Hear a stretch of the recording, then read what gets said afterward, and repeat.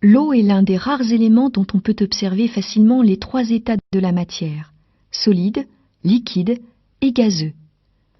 Elle se présente sous forme solide pour des températures inférieures à 0 degré Celsius, liquide lorsque la température devient positive, puis gazeuse quand elle dépasse 100 degrés Celsius.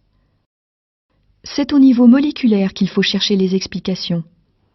Aux basses températures, des liaisons fortes assemblent les molécules entre elles pour former un réseau compact et géométrique. C'est un cristal.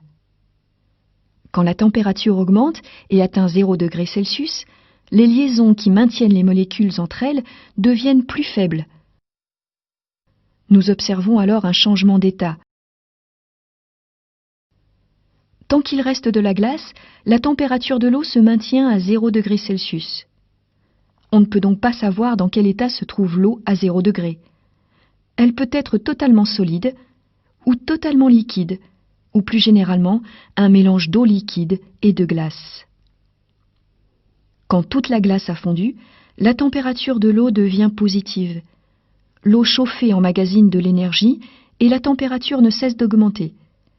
Les molécules d'eau s'agitent de plus en plus et s'écartent les unes des autres jusqu'à ne plus être liées du tout. L'eau est en train de se vaporiser. Notons que la vapeur d'eau, comme beaucoup d'autres gaz, est invisible. La température vient d'atteindre 100 degrés Celsius et va s'y maintenir tant qu'il reste de l'eau liquide.